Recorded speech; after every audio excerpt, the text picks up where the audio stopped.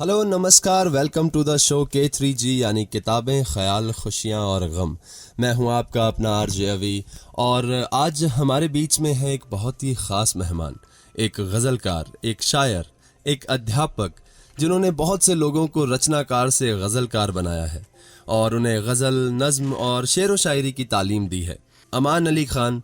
जयपुर शहर में जन्म लेकर देश के अलग अलग कोनों में इन्होंने अपने कलाम का जादू बिखेरा है। अमान ने आपको बता दें कि संतोष पुरस्वानी, संत जिन्हें कहते हैं लोग, उनके सानिध्य में अपनी शायरी करियर की शुरुआत की और उसके बाद अलग अलग शायरों का कलाम पढ़कर इन्होंने अपने आप को बेहतर बनाया और अपने आप को बेहतर बनाने की दौड़ में जुट गए। अमान गज़लों की टेक्निकलिटीज़ की बहुत ज़्यादा गहन जानकारी रखते हैं। लोगों को इक्तिबास अपने गज़ल कोर्स के ज़रिए लोगों को शेर व शायरी की तालीम देते हैं।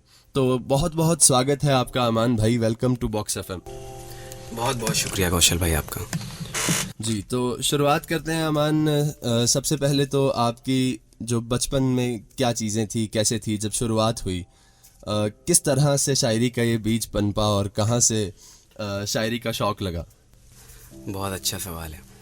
मुझे लगता है ज़्यादातर शायरों को हमेशा ये सुनने में आता है, हम देखते हैं कि शायद किसी पुरानी रिलेशनशिप के टूटने पर या फिर दिल टूटने पर वो शायरी की शुरुआत करते हैं, ऐसा लोगों को लगता है।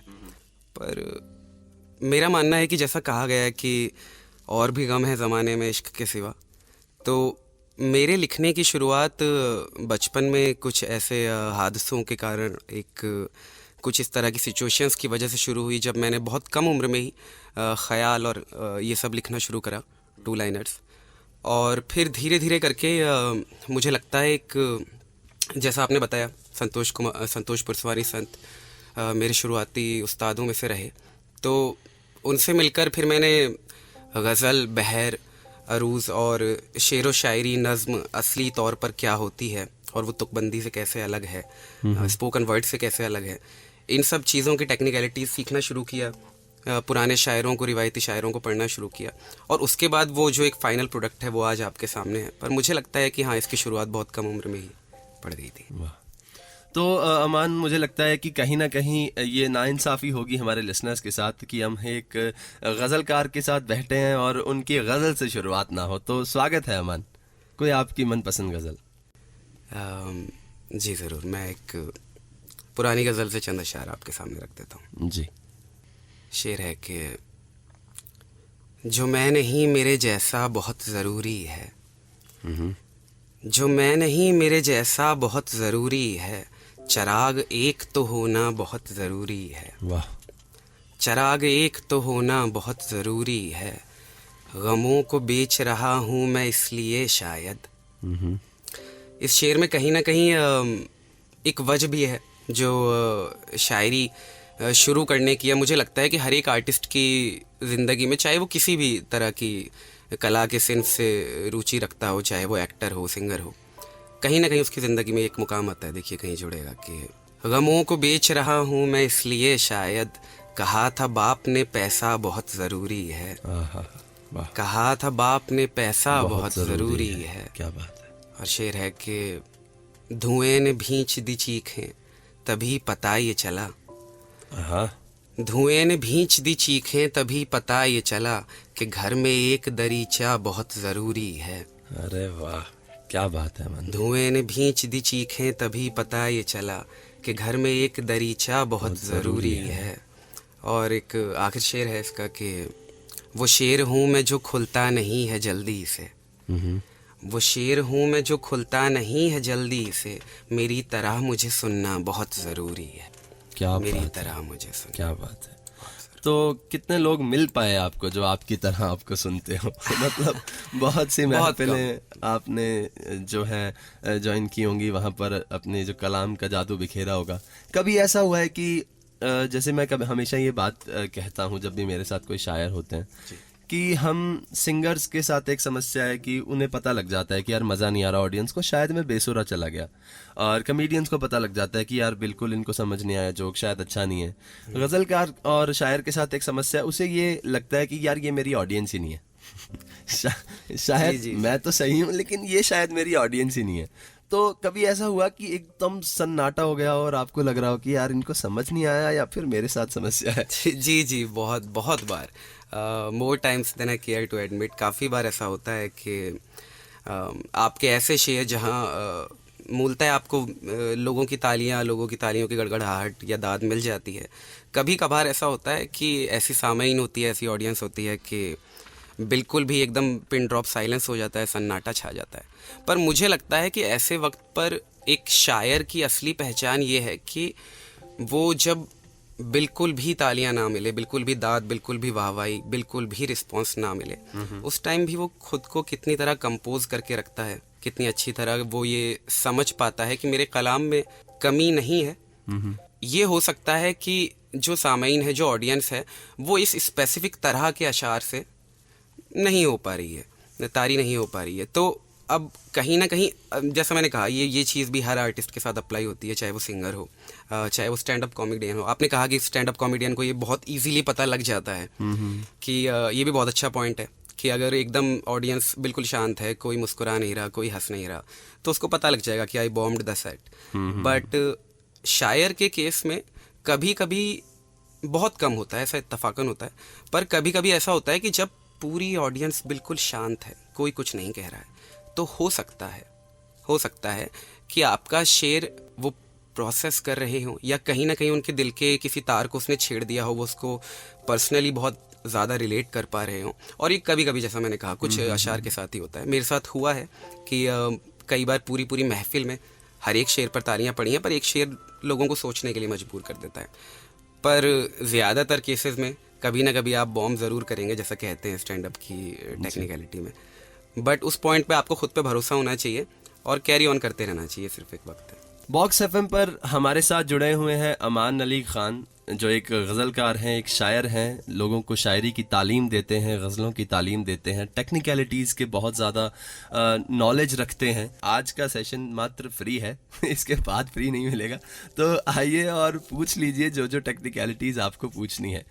तो अमान, हम शुरुआत करते हैं इक़्तिबास जी। इक़्तिबास की बात से पहले मैं उस शेर की आपसे गुजारिश करूंगा कि मैं घोल करके पी गया। जी जी जी जी, प्लीज़। मैं सिर्फ वो शेर पढ़ देता हूँ उस गज़ल से। अगर आप गज़ल पढ़ेंगे तो भी आपका स्वागत है। ये गज़ल, मुझे लगता है पर्सनली कि हर एक शायर का एक ना एक कलाम ऐसा होता है, एक ना एक शेर या एक ना एक गज़ल ऐसी होती है जी, जो उसके नाम के साथ अटैच हो जाती है, हर जगह उसके साथ जाती है, लोगों से बहुत ज़्यादा प्यार मिलता है उसको स्पेसिफिक पीस ऑफ कंटेंट पे। मुझे लगता है शायद ये मेरी गज़ल भी उन्हीं गज़लों में से एक है। ऐसा नहीं है कि ये मेरे दिल के सबसे ज़्यादा करीब है, पर मुझे लगता है लोगों के दिल के ज़्यादा करीब है और लोगों की मोहब्बतें हैं कि उन्होंने इसे नवाजा। तो मैं इसमें से 2-4 अशार पढ़ देता हूँ। स्वागत। अच्छा, इक़्तिबास के बारे में पहले मैं बता दूँ। इक़्तिबास लफ्ज़ जो है, इक़्तिबास वर्ड का मीनिंग होता है किसी भी किताब का एक छोटा सा अंश, एक पैराग्राफ या कुछ लाइंस को हम इक़्तिबास कहते हैं। जी। तो शेर है कि ये ज़िंदगी तमाम बिता दी है प्यास में, आहा, दिल अब भी रोज़ रात बिताता है आस में। वाह। हमने भी तो निकाले हैं नासूर काट कर, हमने भी दिन गुजारे हैं काले लिबास में। आहा, क्या बात है। हमने भी तो निकाले हैं नासूर काट कर, हमने भी दिन गुजारे हैं काले लिबास में। तुम जाम मांगते हो बड़ी छोटी चीज़ है, तुम जाम मांगते हो बड़ी छोटी चीज़ है, बड़ी छोटी चीज़ है। मैं धड़कने रखूं जो कहो इस गिलास में, वाह। मैं धड़कने रखूं जो कहो इस गिलास में। ये शेर मेरे दिल के बहुत करीब है। और जो लोग भी सुन रहे हैं, आप सब लोगों को, आपके यारों दोस्तों को नजर है ये शेर। सब यार सोचते थे रहेगा वही समा, सब यार सोचते थे रहेगा वही समा, एक मैं ही बस बचा हूँ कोई 150 में। क्या बात है, क्या बात है अमन भाई। सब यार सोचते थे रहेगा वही समा, एक मैं ही बस बचा हूँ कोई 150 में। 150 में वो शेर जिसको सुन के सभी लोग गमज़दा, वो शेर जिसको सुन के सभी लोग गमज़दा, वो शेर तो लिखा था कोई 4थी क्लास में। क्या बात है, क्या बात है। वो शेर जिसको सुन के सभी लोग गमज़दा, वो शेर तो लिखा था कोई चौथी क्लास में, चौथी क्लास में। और अब वो शेर मैं घोल करके पी गया हूँ जिंदगी को यूं, मैं घोल करके पी गया हूँ जिंदगी को यूं, पूरी किताब बस गई है इक्तिबास में। क्या बात है, क्या बात है। एक एक शेर आपकी इस गज़ल का मुझे मुंह ज़बानी याद है। बहुत शुक्रिया। और बेहद बेहद प्यारा आपने इस गज़ल को लिखा और आपके कहने का लहजा बहुत खूबसूरत है। बहुत शुक्रिया। तो अब हमारे लिसनर्स को बताएं कि क्या है इक्तिबास और किस तरह से आपके मन में ये ख्याल आया कि यार कभी कभी मुझे लगता है एज एन आर्टिस्ट ऐसा होता है कि मैं क्रिकेट अगर खेलता हूँ तो अगर मुझे सामने वाला इंसान दिखता है कि इसने बैट उल्टा पकड़ रखा है तो मेरे को मन से दुख होता है कि यार इतना प्यारा गेम है और ये बैट उल्टा पकड़ के क्यों खेल रहा है, मैं इसको जाके समझा दूं। तो कुछ ऐसा ख्याल था या कहाँ से इंस्पिरेशन थी ये इक्तिबास शुरू किया जाए और क्या है इक्तिबास, बताएं हमारे लिसनर्स को। जी बिल्कुल बिल्कुल। मैं दोनों चीज़ों के बारे में बताता हूँ। सबसे पहले मैंने इक्तिबास क्यों शुरू किया। आपने बहुत अच्छी एनालॉजी का इस्तेमाल किया। कई बार क्या होता है कि जैसे हम बचपन में क्रिकेट खेलना शुरू करते हैं, हम सब लोग 7-8 साल के होते हैं तो हम बॉलिंग कराने की कोशिश करते हैं, तो हम एक तरीके से बॉल फेंकते हैं जिसे थ्रो द बॉल कहा जाता है। पूरे हाथ को रोटेट करके नहीं कराते हैं हम बॉलिंग, उस पॉइंट पे हमें कुछ आता नहीं है तो हम वैसे ही करते हैं, वैसे ही खेलते हैं, वो गली क्रिकेट होता है। फिर हम थोड़े से बड़े होते हैं तो हमें पता लगता है कि नहीं, बॉल कराने का सही तरीका ये है। अगर आपको कहीं भी स्टेट लेवल पे, नेशनल या और आगे खेलना है तो आपको ऐसे ही बॉल करानी पड़ेगी। देन हम पूरा अपना हाथ रोटेट करके पूरा ऊपर तक ले जाके और फिर बॉलिंग कराते हैं, जो कि शुरुआती दिनों में बहुत मुश्किल लगती है। बॉलर्स को लगता है कि वो बॉल स्पिन नहीं कर पा रहे या स्पेसिफिक जगह पे हिट नहीं कर पा रहे हैं। पर जब तक आप वो चीज़ सीखेंगे नहीं तो आप एक्चुअल मायने में क्रिकेट नहीं खेल सकते। आप जो खेल रहे हैं उसे क्रिकेट नहीं कहा जाएगा जी। उसी तरह से आजकल ये चीज़ बहुत बहुत ज़्यादा कॉमन है कि आप देखते हैं सब जगह, और छोटे राइटर्स ही नहीं, बहुत बड़े बड़े लोग, जो मुझे पता नहीं मुझे नाम लेना चाहिए या नहीं, पर मैं जो मैं बड़े बड़े राइटर्स मैं थोड़ा कोशिश करूँगा, no offense to anyone and any of their fans, but जैसे हम जाकिर खान साहब का नाम लें, बहुत बहुत ही उम्दा कॉमेडियन है, बहुत ही अच्छे आर्टिस्ट हैं। I love watching his stand ups. पर वो जैसे आपने देखा होगा कई बीट्स में या पॉडकास्ट्स में आपको ऐसा सुनने में आता होगा कि अच्छा एक शेर यूं हुआ था कि, और फिर वो 2 राइमिंग लाइंस आपको सुना देते हैं, जो ज़्यादातर ऑडियंस को, जिनको शेर की समझ नहीं है, उनको लगता है कि ये शेर है। तो कोई भी 2 लाइंस जो आपस में राइम करती हैं, जिनमें तुकबंदी है, उसे हम शेर नहीं कह सकते। बिल्कुल उसी तरह जैसे हम उसको दोहा नहीं कह सकते। दोहे का अपना एक छंद विधान है, उसमें एक स्पेसिफिक नंबर ऑफ मात्राएं होती हैं जिससे मिलकर वो दोहा बनता है। बिल्कुल वैसा ही शेर के साथ है, पर आज भी ज़्यादातर लोगों को नहीं पता कि ये एक टेक्निकल चीज़ है। इसका एक थ्योरी पार्ट है, एक इक्वेशन है, एक फार्मूला है, उसके अकॉर्डिंगली, जिसे हम बहर कहते हैं जी, जिसे हम मीटर कहते हैं आसान शब्दों में। तो इंग्लिश के अंदर इस तरह की चीज़ें होती हैं। अगर आपको शेक्सपियरियन सोनेट लिखनी है तो आपको आयम्बिक पेंटामीटर आना चाहिए और बहुत सारी टेक्निकलिटीज़ आनी चाहिए। आप सिलेबस को अरेंज करते हैं, तो ये सब थ्योरी पार्ट है। जब आप ये सब सीख लेते हैं, उसके बाद आप कह सकते हैं कि अब मैंने शेर कहा है, अब मैंने गज़ल कही है। जैसे आप असल शायरों को सुनते आए हैं आज तक, चाहे वो पुराने गालिब, मीर, ज़ौक़ हों, या अहमद फराज साहब हों, वसीम बरेलवी हों, राहत इंदौरी हों, तो ये सब लोग बहर का और गज़ल का जो ग्रामर होता है उसका पालन करते हैं। इक्तिबास की शुरुआत मैंने इसीलिए करी थी क्योंकि ये सब जो नॉलेज है, जो टेक्निकलिटीज़ हैं, ये सब कंटेंट ऑनलाइन अवेलेबल नहीं है। अगर लेट से आपको गिटार सीखना है या कोई म्यूज़िकल इंस्ट्रूमेंट सीखना है, तो अगर आपके पास एक फ़िज़िकल टीचर ना भी हो जिससे आप रेगुलर बात कर सकें, तो भी आप इसको ऑनलाइन कंटेंट के ज़रिए, यूट्यूब वीडियोस के ज़रिए सीख सकते हैं। बट गज़ल की और इन जनरल छंद की भी, हिंदी की जो टेक्निकल जो सिन्फ है जिसे हम पद्य कहते हैं, उस सब से लेकर टेक्निकलिटीज़ और थ्योरी पार्ट जाता जा रहा है, और इसलिए हमारे सामने थोड़ा सा वो वाला कंटेंट आ रहा है जो मसाला कंटेंट कहा जा सकता है, जो इंस्टाग्राम पे चलने के लिए सही है पर सालों साल तक ज़िंदा रहने के लिए नहीं है।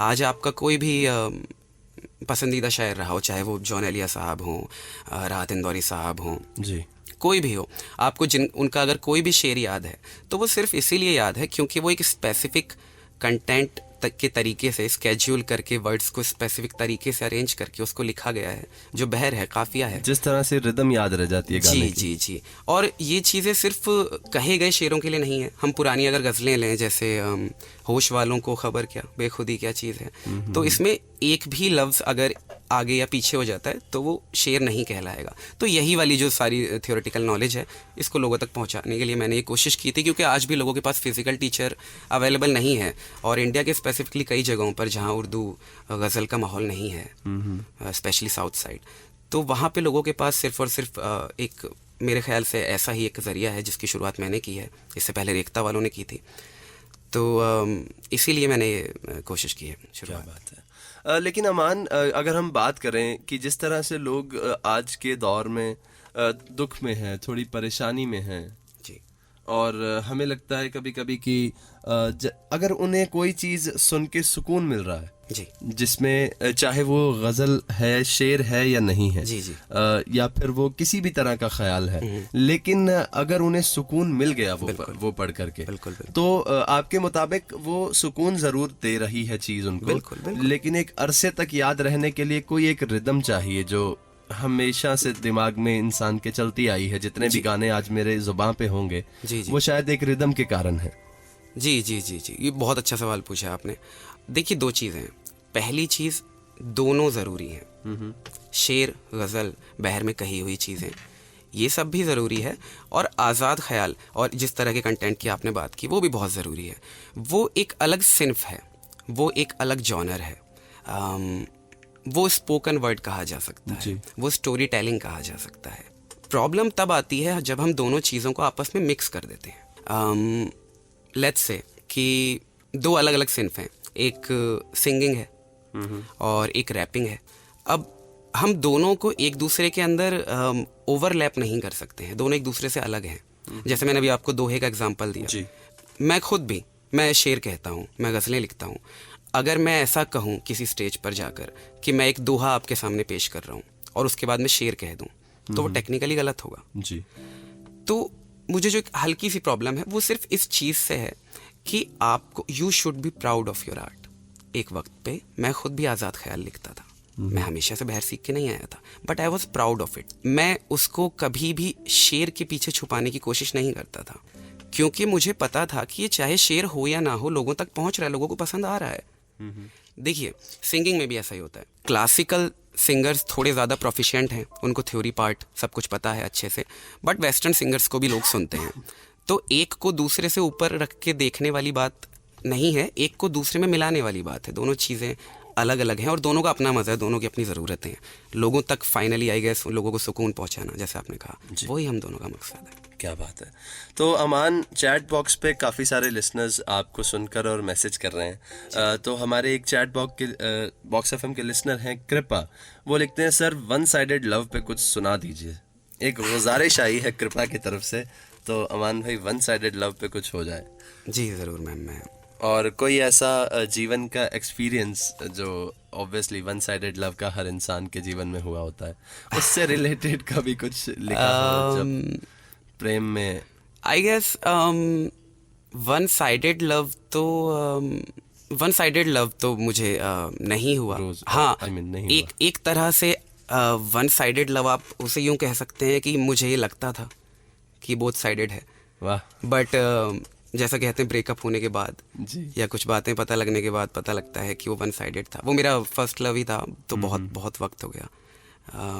तो जो मेरी फर्स्ट रिलेशनशिप थी उसमें ऐसा ही था, शी चीटेड ऑन मी, और काफ़ी सालों पहले की बात है। उस पर तो कुछ नहीं लिखा, लेकिन मेरा ऐसा मानना है कि शायर जब भी कुछ लिखता है वो या तो आप बीती होती है या जग बीती होती है। तो सिर्फ आप बीती आप नहीं लिख सकते, क्योंकि हर इंसान की लाइफ में एक्सपीरियंसेस लिमिटेड होते हैं।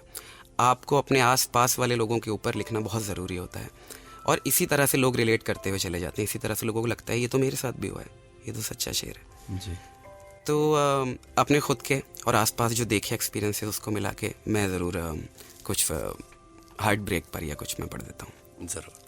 तब तक आपको एक और चीज़ बता दूं, राजेश हैं हमारे एक लिसनर, वो लिखते हैं, सर मैं आपको सोशल मीडिया पे फॉलो करता हूं और आपकी गज़ल अक्सर सुनता रहता हूं। बहुत शुक्रिया राजेश जी। तो बॉक्स एफएम पर हमारे साथ मौजूद हैं अमान अली खान। ये एक शायर हैं, एक गज़लकार हैं और बहुत गहन नॉलेज रखते हैं टेक्निकलिटीज़ की, गज़ल लिखने की, बहर के बारे में। तो आज का सिर्फ सेशन फ्री है अगर कुछ सीखना चाहते हैं, कुछ पूछना चाहते हैं। जी अमान। जो आए मदद को कोई ऐसा भी नहीं है, ये टूट सके मुझसे वो पिंजरा भी नहीं है। क्या बात है। उसके दबे कदमों की सदा सुनने लगा हूँ, जो शख्स मेरे शहर से गुजरा भी नहीं है। क्या बात है, क्या बात है। उसके दबे कदमों की सदा सुनने लगा हूँ, जो शख्स मेरे शहर से गुजरा भी नहीं है। और शेर है कि क्यों छोड़ गए थे मेरे कमरे में ये झुमके, आहा।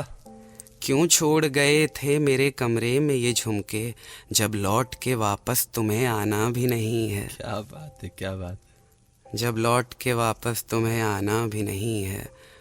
खुद से मैं ये कहता हूँ कि सब ठीक है, लेकिन खुद से मैं ये कहता हूँ कि सब ठीक है, लेकिन मुझको मेरी बातों पे भरोसा भी नहीं है। हा, क्या बात है। मुझको मेरी बातों पे भरोसा भी नहीं है। और शेर है देखिए कि इस आलम दुनिया से भला क्यों मैं डरूंगा।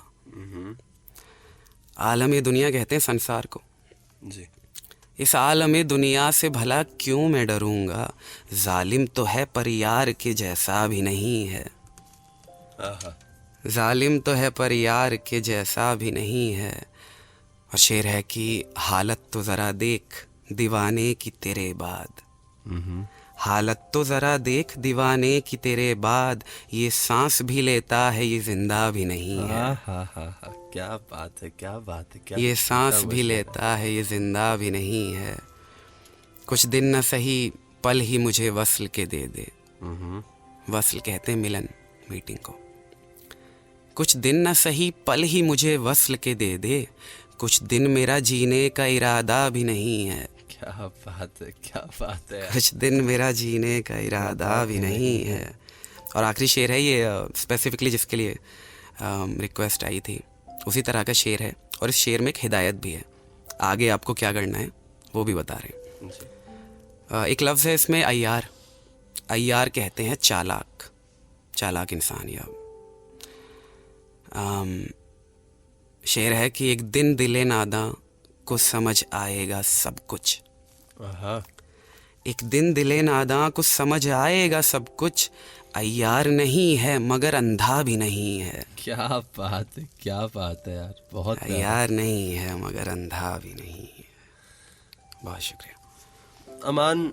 जिस तरह से आप पढ़ते हैं जी, जो आपके चेहरे पे एक्सप्रेशंस होते हैं पढ़ते हुए, ऐसा लगता है देखने वाले इंसान को अंदर किसी के क्या चल रहा है शायद बड़ा मुश्किल है पढ़ना, लेकिन देखने से ऐसा लगता है कि बहुत गमों के सागर में जूझती हुई नाव जो अपने आप को शायरी की पतवार से संभालना चाह रही है। जी। कुछ ऐसा है क्या जो आपके, इनका क्या राज है, जिस एक्सप्रेशन से, जिस अंदाज से आप बोलते हैं? इसका क्या राज है, कहीं ना कहीं मुझे लगता है कि थोड़ा बहुत कंट्रीब्यूशन इसमें मेरे अर्ली थिएटर डेज़ का है। I used to do theatre for while back. और उसके अलावा मुझे लगता है इंट्रिंसिकली मेरी जो पर्सनैलिटी है वो थोड़ी सी एक्सप्रेसिव है। जब भी मैं कुछ कहता हूँ या बताने की कोशिश करता हूँ, और मैं कोशिश हमेशा ये करता हूँ कि बहर काफिया के दायरे में रहते हुए भी वही शेर कहने की कोशिश करूं उसी तरह से जैसे मैं अपनी ज़ाती ज़िंदगी में बात करता हूं या लोग आपस में बात करते हैं। बहुत ज़्यादा उर्दू के मुश्किल अल्फाज में इसीलिए इस्तेमाल नहीं करता। कोशिश ये रहती है कि लोगों तक ईज़िली पहुंच सके, सब तक पहुंच सके। और मैं फिर से एक बार बैक टू इक्तबास आना चाहूँगा। मुझे इक्तबास के थ्रू आज ऐसा पर्सनल लाइफ में मुझे लगा नहीं था कि एज एन आर्टिस्ट ऐसा कभी एक्सपीरियंस करने को मिलेगा, पर मैं इतने अच्छे अच्छे शायरों से मिला जिनके हुनर को मैंने तो क्या थोड़ा बहुत तराशने में मदद की। करने वाले तो लोग खुद होते हैं, करने वाला ऊपर बैठा है। पर आज जब उनकी प्रोग्रेस देखता हूँ तो मुझे देखकर इतनी ज़्यादा खुशी होती है जितनी मुझे अपने पर्सनल अचीवमेंट्स पर as an artist, as a शायर, लाइक कहीं पर भी मेरी गज़लें पब्लिश होती हैं रिक्ता या कहीं, उस पर इतनी ज़्यादा खुशी नहीं होती जितनी ज़्यादा मुझे अगर कोई शागिर्द मुझसे सीख कर अच्छी गज़लें कह रहा है, अच्छे शेर कह रहा है, अच्छे मुशायरों में पढ़ रहा है, तो वो चीज़ बहुत ज़्यादा मेरे दिल के करीब है। और उसकी वजह से मुझे लगता है कि मेरा शायरी से एक दिली तौर पर रिश्ता और ज़्यादा बढ़ गया है। और इसीलिए जब मैं वो शेर पढ़ता हूँ तो आप वो चेहरे पर मेरे वही एक्सप्रेशंस देखते हैं, क्योंकि वो चीज़ मैंने जी है, उसमें से ज़्यादातर आप बीती है जो गुजरी है। तो मैं जब वो पढ़ता हूँ तो कहीं ना कहीं ना चाहते हुए भी इंसान वापस थोड़ा बहुत उसी मोमेंट में वापस चला जाता है जब उसने वो लिखा था। और मेरे ख्याल से ज़रूरी भी है। राहत इंदौरी साहब, उनका कलाम बहुत बहुत उम्दा था, इसमें नो डाउट, पर अगर उनका वो अंदाज़े बयां जो एकदम मुख्तलिफ था, जो लोगों तक पहुंचने का उनका दिलकश अंदाज़े बयां था, अगर वो नहीं होता तो कहीं ना कहीं वो जिस मयार पर, जिस लेवल पर लोग उन्हें जानते, शायद उतने ज़्यादा लोग नहीं जानते होते। तो इसीलिए कहते हैं कि गज़ल जो है वो कहन की विधा है जी, लेखन की विधा नहीं है। तो गज़ल कही जाती है। आप हमेशा ये सुनते हैं कि एक शेर हुआ था या एक शेर कहा था, तो ये इसीलिए कहा जाता है।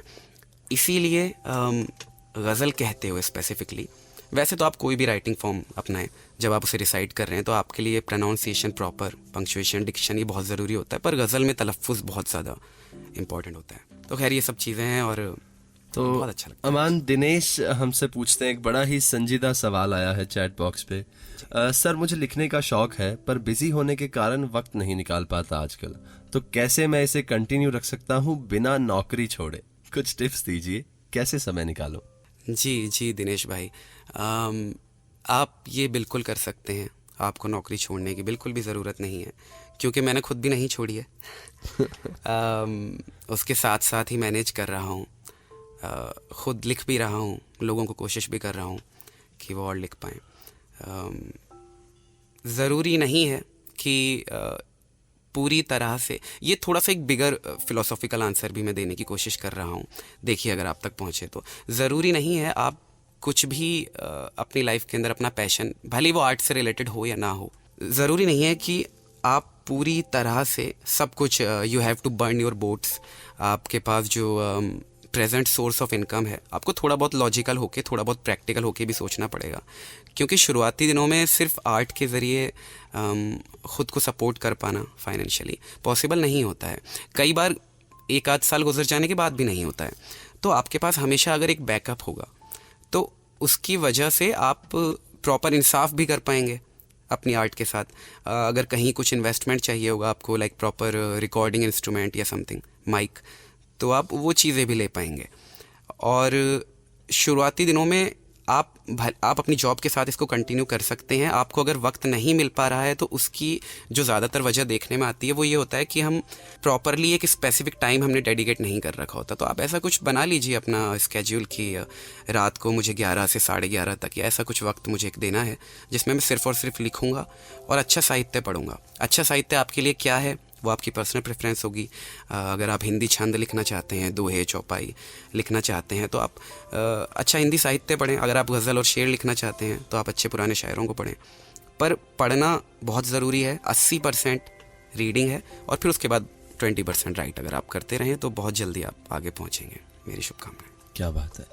तो बॉक्स एफएम पर हमारे साथ हैं अमान अली खान। ये एक गज़लकार हैं, शायर हैं और बहुत गहन नॉलेज रखते हैं टेक्निकलिटीज़ की, कैसे गज़ल लिखनी है, क्या बहर है, क्या रदीफ़ है, क्या काफ़िया है। तो करेंगे इनसे ढेर सारी बातें एक छोटे से ब्रेक के बाद। आप लोग भी तरोताज़ा हो जाइए, अपनी चाय ले लीजिए, अपनी कॉफ़ी ले लीजिए और मिलते हैं एक छोटे से ब्रेक के बाद। कहीं मत जाइए, अमान अभी हमारे साथ ही हैं, कहीं नहीं जा रहे हैं। मिलते हैं इस छोटे से ब्रेक के बाद, तब तक के लिए सुनते रहिए बॉक्स एफएम।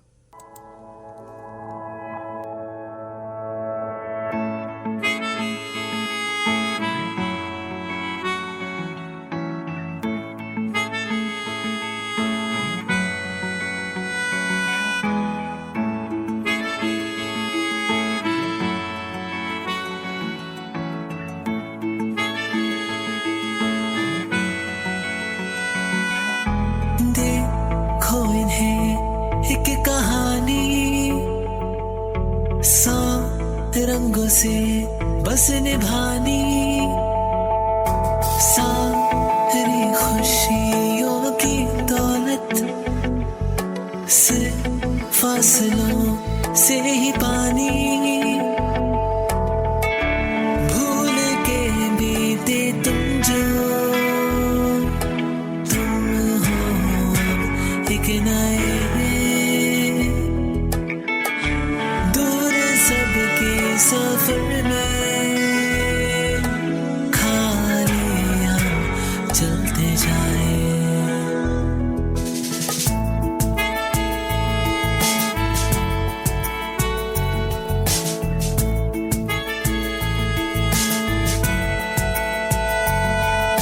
सपनों का था कारोबार वो बेची है सबने दुआएं,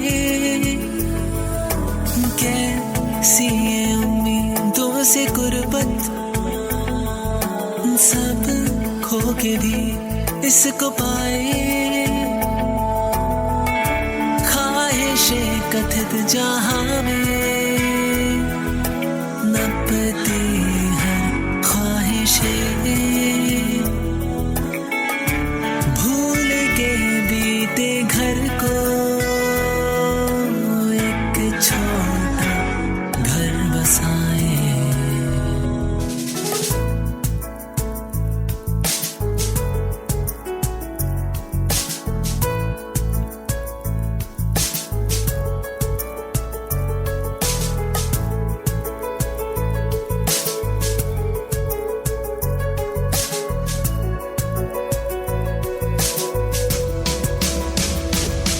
सारी हदों में लिखा है तुम बेजुबां खुश जहां है, अल्फाज ना अब इशारों की ये जिंदगी झूठे सायों के शहर। Hello, welcome back to the show K3G यानी किताबें, ख्याल, खुशियाँ और गम। और मैं हूँ आपका अपना आरजे अवी, और हमारे साथ हैं अमान अली ख़ान। और हम गए थे एक छोटे से ब्रेक के लिए, लेकिन ज़्यादा इंतज़ार मैं नहीं चाहता था कि आप लोगों को करना पड़े अमान से बात करने में, क्योंकि यही एक समय है जब आप कुछ सीख सकते हैं, जब आप आ सकते हैं, अमान से बात कर सकते हैं और जान सकते हैं बहुत सारी टिप्स। और अमान, इसी के साथ मोहित हमारे चैट बॉक्स पे लिखते हैं कि सर, अपनी डिक्शनरी अगर स्ट्रॉन्ग करनी हो कुछ लिखने के लिए तो क्या पढ़ सकते हैं, सजेस्ट कीजिए। पूरब रावत पूछते हैं कि सर, मैं लिखने में अच्छा हूँ पर बोलने में हेजिटेशन होती है, मेरे डिक्शन में प्रॉब्लम है, प्लीज़ टिप्स दीजिए। सभी भरपूर फ़ायदा उठा रहे हैं आज के इस सेशन का। जी बिल्कुल, यही इंटेंशन था जी। पूरन भाई, अगर आपके डिक्शन में प्रॉब्लम है, आई एम गेसिंग आप शायद डिक्शन कहना चाह रहे थे, तलफ़ुज़ में, प्रोनाउंसिएशन में अगर आपके प्रॉब्लम है, तो आई थिंक शायद यही रीज़न है। थोड़ा बहुत सेल्फ कॉन्फिडेंस डाउन कर देती है ये चीज़, जब हमें एक आध बार लोग कहते हैं कि हमने लेट्स से अच्छा, कई ऐसे लफ्ज़ होते हैं, मैं उनके ऊपर बात करना चाहूँगा, जिनमें ज़्यादातर आप देखेंगे, हो सकता है आप में खुद या आपके आसपास किसी ना किसी में, इन लफ्ज़ों को हम गलत प्रोनाउंस कर देते हैं। यूजुअली वही डिक्शन की कमी होती है, और ये बहुत नेचुरल है, ये कोई ऐसी चीज़ नहीं है कि आपकी कोई गलती है इसमें। क्योंकि कई बार क्या होता है कि हम जहाँ पे रहते हैं वहाँ की लोकल डायलेक्ट का हमारी ज़बान पर बहुत फ़र्क पड़ता है। उसकी वजह से क्या होता है कि जैसे मैं कुछ अगर लफ्ज़ों की बात करूँ, हम कोशिश को कोशिश कह देते हैं, या जहाज़ को जहाज कह देते हैं, या कागज़ को कागज कह देते हैं। तो ये प्रॉब्लम्स इसलिए होती हैं क्योंकि ये वाले जो इसके एक्सेप्टेबल फॉर्म्स आप कह सकते हैं, ये लोकल डायलेक्ट में यूज़ किए जाती हैं। अगर आप कोशिश भी कह देते हैं कोशिश को, तो आपको ज़्यादातर किसी ने कभी इस चीज़ को लेकर टोका नहीं होगा। लेकिन अब जब आप लिखना शुरू करते हैं, जैसा आपने कहा कि आप पढ़ नहीं पाते हैं, ज़्यादातर जगह आप लिखते हैं, बट एक ऑडियंस के सामने या लोगों के सामने परफॉर्म करने में दिक्कत होती है। वो इसीलिए होती है क्योंकि लोग फिर उसके बाद नोटिस करना शुरू कर देते हैं, जब हम उसको रिटन फॉर्मेट में लिखकर, किसी भी तरह की पोइट्री में ढाल कर लिखना शुरू करते हैं। तो अगर आपको दो चीज़ें हैं, अगर आपको सबसे पहली चीज़, अगर आपको अपना जो कहते हैं शब्दकोश वृहद करना है, ज़्यादा नए नए शब्द जानने हैं, आप चाहे उर्दू गज़ल लिखना चाहते हैं या हिंदी में कुछ लिखना चाहते हैं, तो उस रेलेवेंट सिन्फ यानी कि उस स्ट्रीम के जो भी अच्छे शायर या अच्छे लिटरेचर लिखने वाले लोग चले गए हैं, लाइक लेट्स से आप गज़ल लिखना चाहते हैं और आपको उर्दू शब्दों की और ज़्यादा नॉलेज चाहिए या और ज़्यादा जानने हैं, इस तरह के अल्फाज आप इस्तेमाल करना चाहते हैं, तो आप पुराने शायरों को पढ़ें, रिवायती शायर गालिब, ज़ौक़, दाग, मीर। और दूसरी चीज़ आती है प्रोनाउंसिएशन की, उसको बेटर कैसे किया जाए। उसको बेटर करने का एक ही तरीका है कि जिन जिन लफ्ज़ों में आपको दिक्कत आ रही है, किसी ऐसे इंसान या उस्ताद को ढूंढें जिसका ख़ुद का डिक्शन बहुत अच्छा हो, और उनको ये कहें कि आपका काम ये है कि मैं जब भी कुछ भी कोई भी लफ्ज़ गलत बोलूं, चाहे मैं उसे पढ़ रहा हूँ, कोई ख़्याल पढ़ रहा हूँ, या फिर मैं नॉर्मली बातचीत कर रहा हूँ, तो आप मुझे टोकें। और सिर्फ यही तरीका है, वो आपको बार बार टोकेंगे तो आपको पता लगेगा कि अच्छा ये वाला लफ्ज़। इवन है, मेरे एक स्टूडेंट हैं, उनको ये वाली प्रॉब्लम थी, और उनकी हिंदी जो है वो उनकी फ़र्स्ट लैंग्वेज नहीं है मेरे स्टूडेंट की, ही इज़ फ्रॉम साउथ।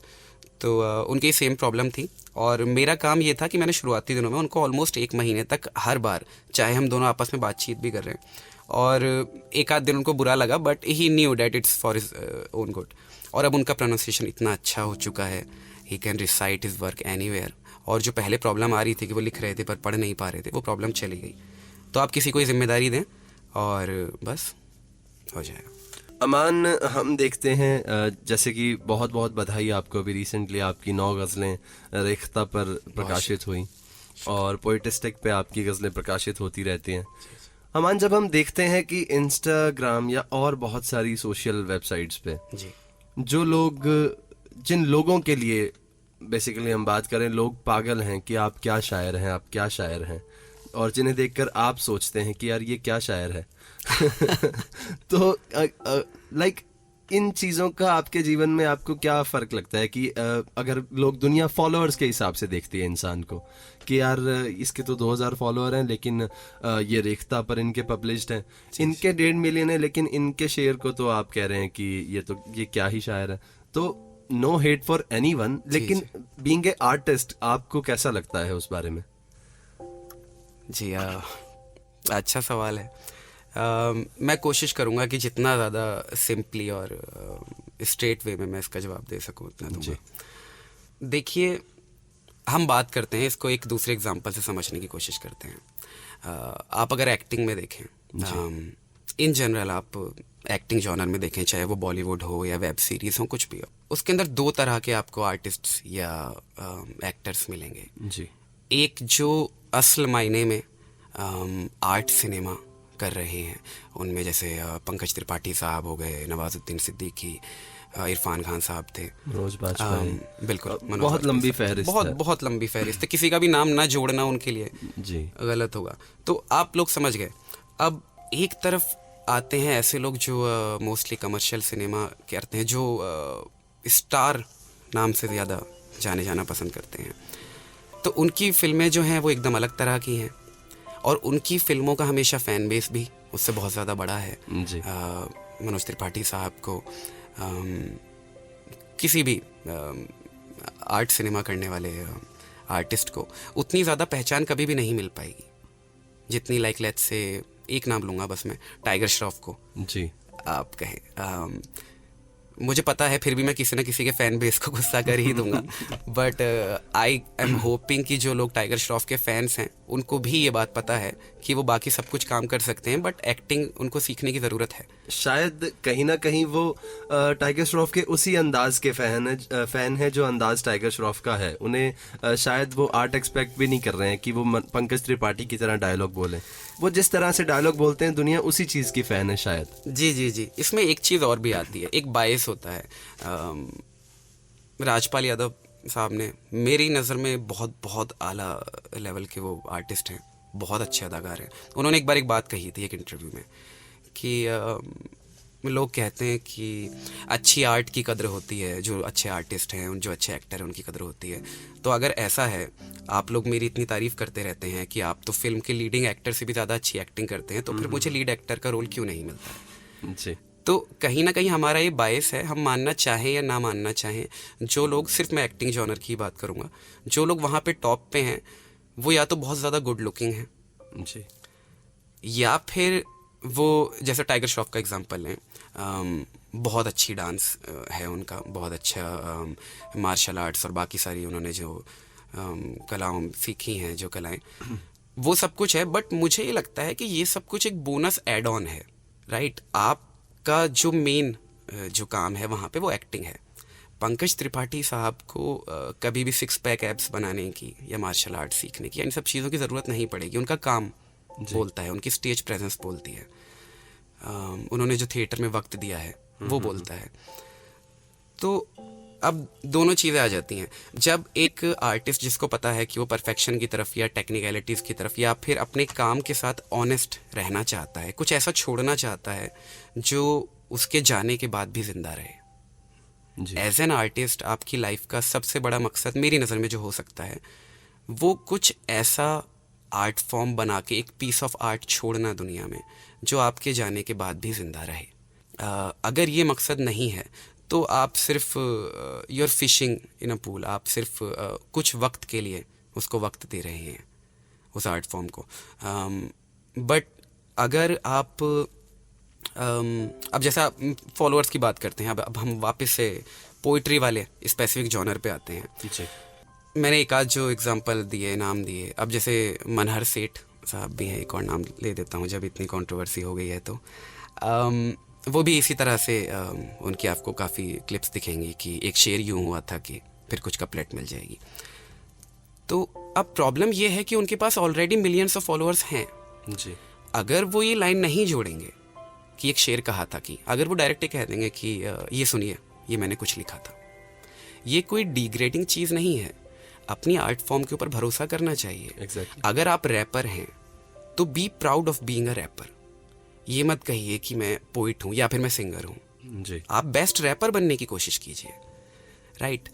तो उस पॉइंट पे क्या होता है कि थोड़ा सा सेल्फिश हो जाता है कि मैं ये भी ले लूँ, ये वाली ऑडियंस भी ले लूँ, वो भी ले लूँ, और वहाँ पे बहुत सारे अंडररेटेड आर्टिस्ट हैं। मैं मेरी तो क्या बात करूँ, मेरे खुद के उस्ताद मेरी नज़र में वो millions and millions of followers deserve करते हैं, पर उनका वर्क लोगों तक इसलिए नहीं पहुंच पाया है। 2 रीज़न्स हैं। सबसे बड़ी चीज़ कि आज भी जो असल शायरी है, गज़ल, शेर, नज़्म, जो एक्चुअल टेक्निकल गज़लें हैं, वो लोगों तक पहुंच नहीं पा रही है। अब चाहे वो इंस्टाग्राम एल्गोरिदम है या लोगों की पर्सनल प्रेफरेंस है या लोगों को फ्लैशी चीज़ें बहुत पसंद हैं, पर इस तरह के वीडियोज़ जिनमें लाइक जैसे मैंने अपना एक एग्जांपल दिया, ये चीज़ें इसलिए लोगों तक पहुंच जाती हैं क्योंकि लोगों को एक तो इजी टू कंज्यूम कंटेंट पसंद होता है हमेशा किसी भी फील्ड के अंदर, और दूसरा रीज़न ये होता है कि मुझे लगता है पोइट्री कम्युनिटी में ये भी थोड़ा कंट्रोवर्शियल सा बयान है, मुझे लगता है शायद कुछ जो सीनियर पोइट्स हैं वो मेरी बात सुनकर बुरा मान जाएं, बट मुझे लगता है कि इस मुआशरे में लोगों में यूनिटी बहुत कम है। आज आप देखते हैं इवन पोइट्स हों या नॉन पोइट्स हों, वो अलग अलग चाहे वो सेलिब्रिटीज़ हों, चाहे वो कॉमेडियंस हों, चाहे वो कोई भी सोशल मीडिया क्रिएटर्स हों, उनकी बहुत सारी रील्स शेयर करते हैं, पर अपने ख़ुद के दोस्तों की जो लोग आगे बढ़ने की कोशिश कर रहे हैं, चाहे वो गज़लें कह रहे हैं या नहीं कह रहे हैं, चाहे वो सुनने की लिखने की कोशिश ही कर रहे हैं, चाहे उन्हें 4 दिन ही हुए हैं, वो उनको सपोर्ट करने की जगह, उनको प्रमोट करने की जगह उन लोगों को प्रमोट करते हैं जिनको उसकी ज़रूरत नहीं है। तो कहीं ना कहीं हम जब खुद ही शुरुआती दिनों में मदद नहीं करते हैं अपने साथ वाले लोगों की, तो वो शुरुआती दिनों में ही रह जाते हैं। क्या बात है। तो कहीं ना कहीं हमारी ही लोगों को, एक ही फील्ड के लोगों को एक दूसरे को पकड़कर और हाथ थमा थमा कर एक दूसरे के साथ चलाना ज़रूरी है, क्योंकि लोग दबाने में ज़्यादा भरोसा रखते हैं। हर जगह, हर फील्ड में ऐसा है, कॉर्पोरेट में भी ऐसा है, आर्ट में भी ऐसा है, लेकिन ट्रू आर्ट कहीं ना कहीं मुझे लगता है वो चमक ही जाती है। जिस तरह से आज रेख्ता पे अगर कोई अमान अली खान सर्च करे तो वो बहुत बेहतरीन तरीके से जान सकता है कि अमान अली खान कौन है। तो उसके लिए एक बार फिर से आपको बहुत बहुत बधाई। बहुत शुक्रिया, बहुत शुक्रिया आपका। अमान, थिएटर से भी आपका राब्ता रहा, आपने शुरुआती दिन में थिएटर किया और फिर उसको आपको शायद छोड़ना पड़ा किन्हीं कारणों से। जी जी। कैसा रहा एक्सपीरियंस, क्या मदद की उसने शायरी में? थिएटर मैंने अब तो कई साल हुए, जयपुर में मैंने जवाहर कला केंद्र में कुछ शोज़ किए थे, ओपन थिएटर में, क्लोज थिएटर में, उस वक्त पर काफ़ी अच्छे अच्छे शायरों से मिलना हुआ, अब शायरों से क्या, कलाकारों से, आर्टिस्ट से, एक्टर से मिलना हुआ,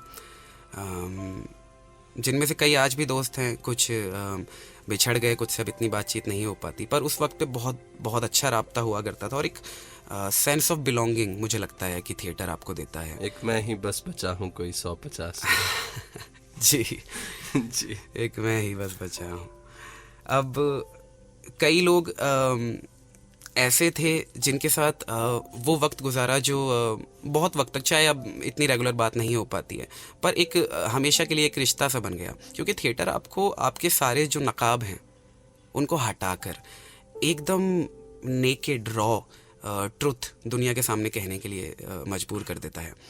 और थिएटर आपकी झिझक खोलने के लिए भी बहुत ज़रूरी चीज़ है। मुझे ऐसा लगता है कि स्पेशली जैसे कि हमारे प्रीवियस ऑडियंस मेंबर थे जो पूछ रहे थे कि क्या किया जाए अपनी झिझक खोलने के लिए, तो आप थिएटर भी ट्राई कर सकते हैं। थिएटर में कई तरह की एक्टिविटीज़ होती हैं जहाँ हमें लोगों से इंटरेक्ट करना होता है, और स्पेशली इंट्रोवर्ट्स के लिए, जो कि मैं था, आज भी हूँ कहीं ना कहीं, उसके लिए बहुत ज़रूरी होती है। थिएटर डेज से मुझे जो मदद मिली मेरी शायरी में, जैसा मैंने पहले कहा, मेरा अंदाज़े बयां कुछ ना कुछ एक्सप्रेसिव है, और कहीं ना कहीं मैं कोशिश करता हूँ कि वो और लोगों से अलग रहे, एकदम जो मेरी नेचुरल पर्सनैलिटी है उससे मेल खाता हुआ रियल रहे। तो उस चीज़ के लिए मुझे काफ़ी मदद मिली मेरे थिएटर के दिनों से। अमान, बहुत बहुत मज़ा आया आपसे बात करके। बहुत सुख मिलता है कोई उम्दा शायर और कलाकार से जब बातें करते हैं और एक्सपीरियंस सुनने को मिलते हैं।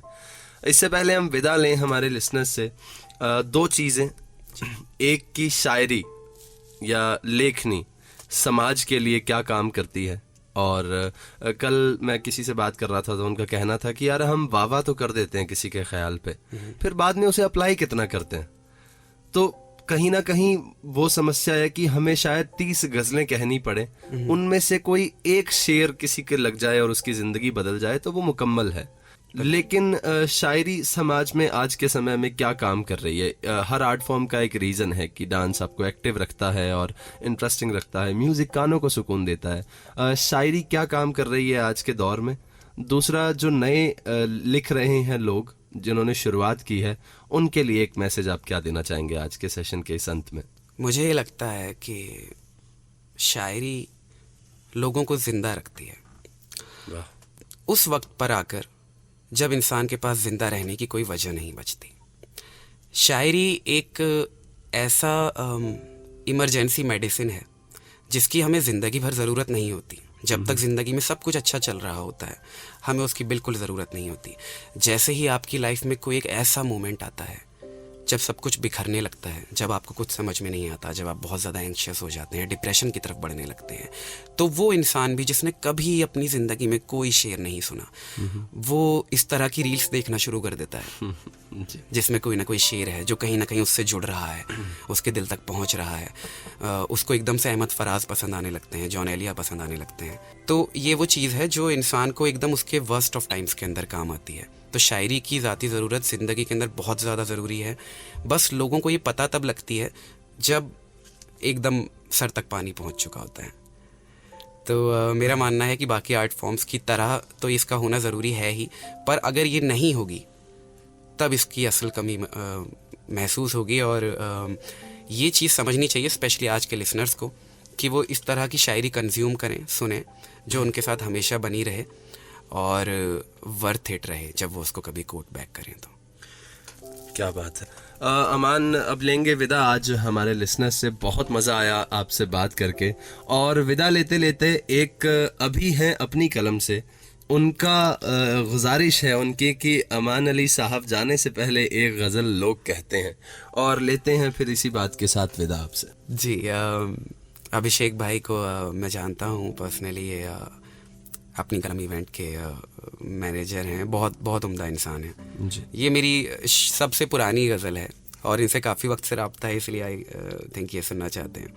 सबसे पुरानी गज़ल है इसलिए मैं पढ़ता भी नहीं हूँ, बहुत वक्त हो चुका है, पर गुजारिश है तो पढ़ देता हूँ मैं आखिरी गज़ल, और उसके बाद फिर हम विदा लेते हैं। शेर कुछ यूँ हैं इसके कि मैं पागल हो चुका हूँ इश्क में, ये लोग कहते हैं। क्या बात है। मैं पागल हो चुका हूँ इश्क में, ये लोग कहते हैं, बस एक तू ही नहीं कहती जो मुझसे लोग कहते हैं। बस एक तू ही नहीं कहती जो मुझसे लोग कहते हैं। ये मैंने कब कहा है यार तूने बेवफाई की, गड़े खंजर मेरी हैं पीठ पे ये लोग कहते हैं। क्या बात है। ये मैंने कब कहा है यार तूने बेवफाई की, गड़े खंजर मेरे हैं पीठ में ये लोग कहते हैं। तुम्हें जब ये पता है मैं तुम्हारा हूँ, तुम्हारा हूँ, तुम्हें जब ये पता है मैं तुम्हारा हूँ, तुम्हारा हूँ, तो फिर तुम भूल जाओ जो ये झूठे लोग कहते हैं। क्या बात है। तो फिर तुम भूल जाओ जो ये झूठे लोग कहते हैं। और आखिरी शेर है कि यही हिदायत है। मुझे लगता है कि ये चीज़ नए शायरों को बहुत ज़्यादा याद रखनी चाहिए और अपने साथ हमेशा रखनी चाहिए। यही शायरी का मकसद भी है, समाज में बदलाव लाने का। वो इस शेर के अंदर है सब कुछ।